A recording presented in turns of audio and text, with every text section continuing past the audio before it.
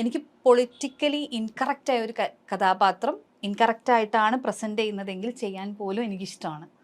Because അങ്ങനത്തെ ആൾക്കാർക്ക് representation വേണം. അപ്പം അങ്ങനെ വിചാരിക്കുന്ന ഒരാൾ. അപ്പം ഇറ്റ്സ് ട്രൂ ദറ്റ് ഞാനും കാന്തിയും വളരെ വ്യത്യസ്തരായിട്ടുള്ള ആൾക്കാരാണ്.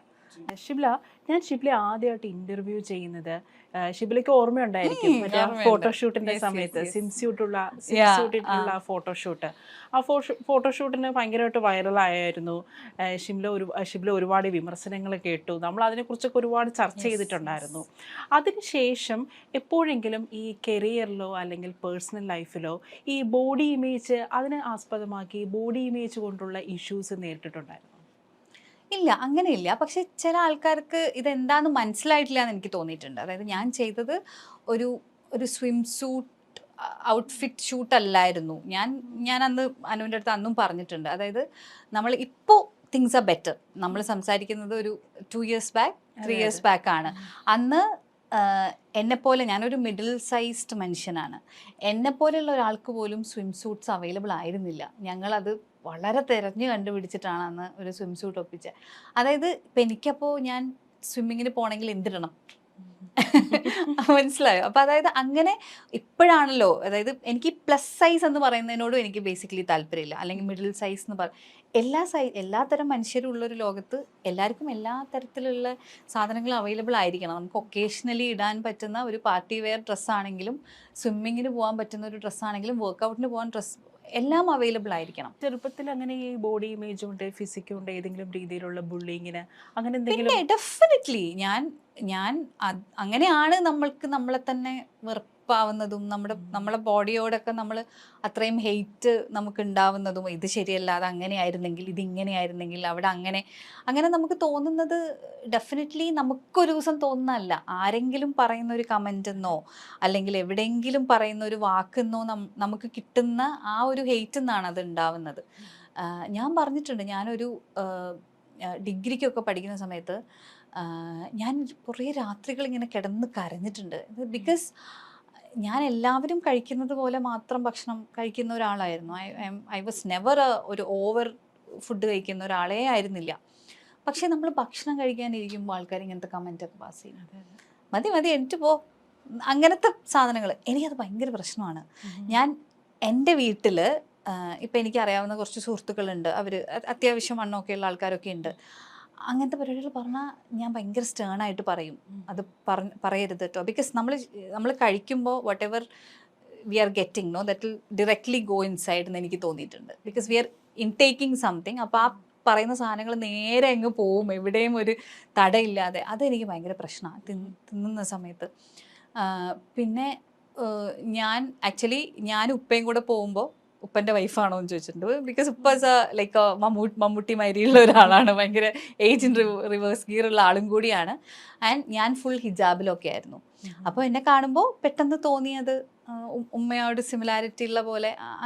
ഞാൻ ഒരു ദിവസമൊക്കെ ഞാൻ ഉപ്പൊക്കെ എങ്ങനെ റിയാക്ട് ചെയ്യേണ്ടതെന്ന് അറിയില്ല, ഭയങ്കര ഓക്വേർഡായിരുന്നു. അത് കഴിഞ്ഞിട്ട് ഞാൻ പോയിരുന്നിട്ട് ഞാൻ കുറേ കരഞ്ഞിട്ടുണ്ട്. പിന്നെ എല്ലാത്തിനെയും നമ്മൾ ഇതുമായിട്ട് കണക്ട് ചെയ്യാൻ തുടങ്ങും. ഇതുകൊണ്ടാണോ അവർ നമ്മളടുത്ത് ഇങ്ങനെ നിൽക്കുന്നത്, ഇതുകൊണ്ടാണോ നമ്മളിങ്ങനെ ആവുന്നത്, ഇതുകൊണ്ടാണോ നമ്മളിവർ ഇങ്ങനെ ആക്കുന്നത്, ഇതുകൊണ്ടാണോ നമ്മൾ ടേക്കൺ ഫോർ ഗ്രാൻഡഡ് ആക്കുന്നത്.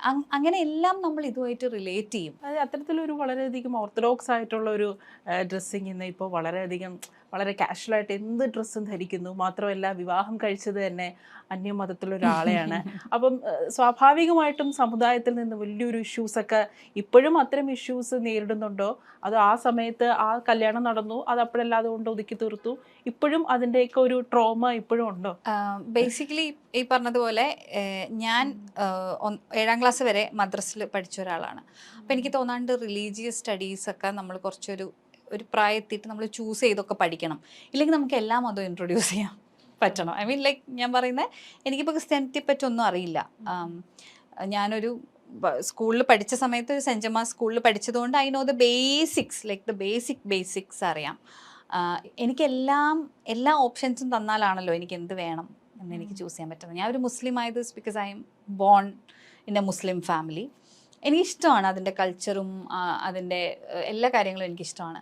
പക്ഷേ ഞാനിപ്പോഴും ചോദിക്കാറുണ്ട്, ഉമ്മ ഇപ്പം എൻ്റെ അടുത്ത് പറയും നല്ല ഫ്രീഡം തന്നിട്ടുള്ള, ഇപ്പം നമ്മൾ മറ്റേ സിനിമയിൽ പറയണ പോലെ ഫ്രീഡം ശരിക്കും എനിക്ക് ഞാൻ ചൂസ് ചെയ്താണ് എന്ത് പഠിക്കണം എന്നുള്ളത്. അതൊക്കെ എൻ്റെ പ്രായത്തിൽ അന്ന് ഉണ്ടായിരുന്ന ഒരാൾക്ക് ഇറ്റ് വാസ് ഡിഫിക്കൽട്ട്. എൻ്റെ നാട്ടിൽ എൻ്റെ പോലത്തെ ഒരു വീട്ടിൽ എന്ത് പഠിക്കണം എന്ന് തീരുമാനിക്കുന്നതൊക്കെ ഒരു പ്രിവിലേജ് തന്നെയായിരുന്നു. ആ പ്രിവിലേജ് എല്ലാം അനുഭവിച്ചിട്ടുള്ള ആളാണ് ഞാൻ. എല്ലാ തരത്തിലും എനിക്ക് ഈ പറഞ്ഞതുപോലെ ഇപ്പോൾ സ്കൂൾ കഴിഞ്ഞാൽ വേറെ എവിടെയെങ്കിലും പോകാനൊന്നും അന്ന് അങ്ങനത്തെ എന്താ പറയുക ഓപ്ഷൻസോ പോസിബിലിറ്റീസോ ഒന്നും ഇല്ല. പക്ഷെ I use to go hang around with my friends and come back by 6-7 o'clock. അപ്പോൾ യൂഷ്വലി മഗ്‌രിബാവുമ്പോഴേക്ക് വീട്ടിലെത്തണം എന്നുള്ളതാണ് നമ്മുടെ ഒരു പരിപാടി. പക്ഷെ അത് കഴിഞ്ഞിട്ട് വന്ന ദിവസങ്ങളുണ്ട്. I use to inform and they used to trust me so much. അപ്പം എൻ്റെ അടുത്ത് ഉമ്മയും ഉപ്പയും പറയുന്ന കാര്യം എന്ന് വെച്ചാൽ നീ ആ ട്രസ്റ്റ് ബ്രേക്ക് ചെയ്തു എന്നുള്ളതാണ്. അത് ഒരു തെറ്റായിട്ട് തന്നെ ഞാൻ വിചാരിക്കുന്നുണ്ട്. I shouldn't have done that. അതായത് അങ്ങനെ ഒരു ട്രസ്റ്റ് ബ്രേക്ക് ചെയ്യുക, ബിക്കോസ് ദേ ട്രസ്റ്റഡ് മീ. അതെനിക്ക് അറിയായിരുന്നു. അത് ഞാൻ ഇന്ന വേ മിസ്യൂസ് ചെയ്താണെന്നൊക്കെ വേണമെങ്കിൽ പറയാം. കല്യാണം കഴിക്കുന്നത് എങ്ങനെ ഒരു ട്രസ്റ്റ്? അതായത് ഇഷ്ടമുള്ള ആളോട് ഇഷ്ടം തോന്നിയപ്പോൾ എനിക്ക് പറയാനുള്ള ഫ്രീഡം ഉണ്ടായിരുന്നു എൻ്റെ വീട്ടിൽ. പക്ഷെ എനിക്ക് അറിയായിരുന്നു പറഞ്ഞാൽ എന്താ സംഭവിക്കാന്ന്. ബിക്കോസ് അൾട്ടിമേറ്റ്ലി അവർക്ക് മതം ഒരു പ്രശ്നം തന്നെയാണ്. ഇപ്പോഴും ഉമ്മ എന്നെ വിളിച്ചിട്ട് ചോദിക്കും, എന്താണ് നെയിൽ പോളിഷൊക്കെ ഇട്ട് എങ്ങനെയാണ് നിസ്കരിക്കുക, ഒന്നും എടുക്കാൻ പറ്റൂലല്ലോ, പിന്നെ എന്താണ് ഷോർട്സ് ഒക്കെ ഇട്ടിട്ടാണ് ഫോട്ടോ ഒക്കെ എടുക്കുന്നത് എന്നൊക്കെ ഉമ്മ വിളിച്ച് ചോദിക്കും. ഉമ്മക്ക് അതൊക്കെ പ്രശ്നമാണ്. അതേപോലെ കഴിഞ്ഞ ദിവസം ഞാൻ ഹസ്ബൻഡിൻ്റെ കൂടെ അമ്പലത്തിൽ പോയൊരു ഫോട്ടോ എനിക്കിങ്ങനെ സ്ക്രീൻഷോട്ട് അയച്ചു തന്നിട്ട് ഇത് സിനിമയുടെ ഭാഗമാണോ എന്നോട് ചോദിച്ചിരുന്നു. അതൊക്കെ അവർക്ക് ഇപ്പോഴും ബുദ്ധിമുട്ടാണ്. അപ്പം എന്നെ സംബന്ധിച്ച് ഞാൻ ഇപ്പോൾ ഒരു എനർജിയിൽ വിശ്വസിക്കുന്നുണ്ട്. ആ എനർജി എനിക്ക് ഭയങ്കര ഇമ്പോർട്ടൻ്റ് ആണ്. ഞാൻ ആ എനർജിയായിട്ട് കമ്മ്യൂണിക്കേറ്റ് ചെയ്യുന്നുണ്ട് എന്നതല്ലാതെ ഞാനൊരു പർട്ടിക്കുലർ റിലീജിയൻ്റെ ഭാഗമൊന്നുമല്ല. എനിക്ക് പല മതങ്ങളിൽ നിന്നും പല സാധനങ്ങൾ എനിക്കിഷ്ടമാണ്.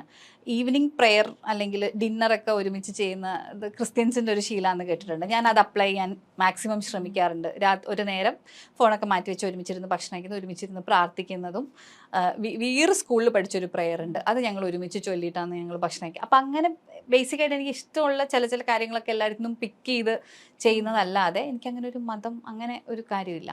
പിന്നെ എൻ്റെ അടുത്ത് പറയും ആ ട്രസ്റ്റ് ബ്രേക്ക് ചെയ്താണ് പ്രശ്നം. പക്ഷെ എൻ്റെതിന് ശേഷം എൻ്റെ കുടുംബത്തിൽ നടന്ന എല്ലാ കല്യാണങ്ങളും ലവ് മാരേജസ് ആയിരുന്നു.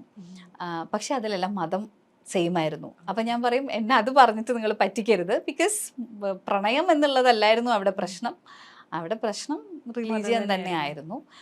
പക്ഷെ അതുകൊണ്ട് അങ്ങനെ എനിക്കൊരു ബുദ്ധിമുട്ടൊന്നും ഉണ്ടായിട്ടില്ല. The only thing is that എനിക്ക് തോന്നുന്ന സമയത്ത് അവരുടെ അടുത്ത് പോകാനും അവർക്ക് തോന്നുന്ന സമയത്ത് എൻ്റെ അടുത്തേക്ക് വരാനും പറ്റാത്തൊരു സിറ്റുവേഷനാണ് എന്നുള്ളതാണ്. പക്ഷെ ഞങ്ങൾ വല്ലപ്പോഴും ഒക്കെ വിളിക്കാറൊക്കെ ഉണ്ട്. ഇപ്പോൾ പറഞ്ഞല്ലോ, ഇപ്പം അമ്പലത്തിൽ പോയി തൊഴുകാറുണ്ട്, പള്ളിയിൽ നിസ്കരിക്കാറുണ്ട്. ഞാനും അങ്ങനെ ചെയ്യുന്നൊരു കൂട്ടത്തില്ല. അമ്പലത്തിൽ പോയി തൊഴുകും, അതുപോലെ തന്നെ പള്ളിയിൽ പോയി പ്രാർത്ഥിക്കും. വെറുതെ ഇങ്ങനെ കണ്ണോടച്ചിങ്ങനെ പ്രാർത്ഥിക്കും. അവിടുത്തെ കാര്യങ്ങളൊന്നും എനിക്ക് പിടിയില്ല. അപ്പം സ്വാഭാവികമായിട്ടും ഈ അമ്പലത്തിൽ പോയി തൊഴുകുമ്പോഴും ഈ നിസ്കരിക്കുമ്പോഴൊക്കെ ഈ ഒരു എനർജിയെ കുറിച്ച് പറഞ്ഞല്ലോ. ആ ഒരു നിസ്കരിക്കപ്പോൾ കിട്ടുന്ന ആ ഒരു എനർജി, അത് അമ്പലത്തിൽ പോയി തൊഴുകുമ്പോൾ അവിടുത്തെ ഈ മണിയടി ശബ്ദമൊക്കെ കേൾക്കുമ്പോൾ ആ പ്രാർത്ഥനകളൊക്കെ ചൊല്ലുമ്പോൾ ആ സെയിം വൈബ്രേഷൻ കിട്ടുന്നുണ്ടോ? ഡിഫറെൻ്റ് ആണ്. It's actually different. ഞാൻ ഉംറക്ക് പോയിട്ടുണ്ടായിരുന്നു സൗദിയിൽ. അപ്പം ഞാൻ ഭയങ്കര ഒരു ക്രിറ്റിസൈസിങ് മെൻറ്റാലിറ്റിയിലാണ് പോയത്. Because I was too young. എനിക്ക് തോന്നുന്നു ഡിഗ്രി ഫസ്റ്റ് ഇയറോ ഒക്കെ ആയിട്ടേ ഉണ്ടായിരുന്നുള്ളൂ. അപ്പം എനിക്കങ്ങനെ ഞാൻ ഒരു റിലീജിയസ് റിച്വലിന് പോയതിനെക്കാട്ടിലും സൗദി കാണാം, മെക്ക കാണാം, കഅബ കാണാം എന്നൊക്കെയുള്ള ഇൻട്രസ്റ്റിലാണ് പോയത്. പക്ഷേ നമ്മൾ ആ കഅബയിൽ എത്തുമ്പോൾ there is N energy that നമ്മൾ അറിയാണ്ട് കണ്ണൊക്കെ നിറഞ്ഞു പോകുന്ന പോലത്തെ ഒരു റിഫ്രഷിങ് ഒരു സാധനമുണ്ട്. എനിക്ക് അമ്പലം ഇതുപോലെ ഭയങ്കര പീസ്ഫുള്ളായിട്ട് തോന്നിയിട്ടുണ്ട് എനിക്ക്. ഈ വിളക്കും അതിൻ്റെ ഒരു ഇതും മണിയുടെ ശബ്ദമൊക്കെ ഡിഫറെൻ്റ് ആണ്. ഓഫ് കോഴ്സ് ദ എനർജീസ് എനിക്ക് ഫീൽ ചെയ്യുന്ന എനർജി ഡിഫറെൻ്റ് ആണ്. പക്ഷെ രണ്ടും എനിക്ക് പീസ് തരുന്നുണ്ട് എന്നുള്ളത് സത്യമാണ്. ഇപ്പം മോനുണ്ട്. അപ്പോൾ മോൻ ഏതെങ്കിലും ഒരു പർട്ടിക്കുലർ റിലീജിയനിൽ വിശ്വസിച്ച് ആ രീതിയിലാണോ അവനെ ഗ്രൂം ചെയ്തെടുക്കുന്നത്? ഇല്ല, അവൻ വന്ന് ചോദിക്കാറുണ്ട് എൻ്റെ റിലീജിയൻ ഏതാന്ന് ചോദിച്ചു. അപ്പം ഞാൻ പറഞ്ഞു ഹ്യൂമൻ ആണെന്ന് പറയണേ, വേറെ ഇല്ലാന്ന് പറയണം എന്ന് പറഞ്ഞു. അപ്പോൾ ഹിന്ദു, ക്രിസ്ത്യൻ, മുസ്ലിം അങ്ങനെ ഇല്ലേ? അപ്പം ഞാൻ പറഞ്ഞു അത് മാത്രമല്ല മോനു, വേറെയും ഒരുപാട് റിലീജിയൻസ് ഉണ്ട്. അപ്പം അതിനെപ്പറ്റി ഫസ്റ്റ് പഠിച്ചിട്ട് if you want follow something you can follow എന്ന് പറയാറുണ്ട്. ഇപ്പോൾ പല നടിമാരും ഞാൻ ഇന്റർവ്യൂ ചെയ്യപ്പോൾ ഇതേ കാര്യം തന്നെയാണ് പറഞ്ഞിട്ടുള്ളത്. കാരണം ഈ സെൽഫ് ഡൗട്ട് വരും, ഇൻഡസ്ട്രിയിൽ തന്നെ നിൽക്കണോ, കാരണം അവരുടെ ആ ഒരു പൊട്ടൻഷ്യൽ അനുസരിച്ചുള്ള വർക്ക് കിട്ടാതെ വരുമ്പോൾ എല്ലാവരും ചെറിയ തോതിലൊരു ഫ്രസ്ട്രേറ്റഡ് ആവും.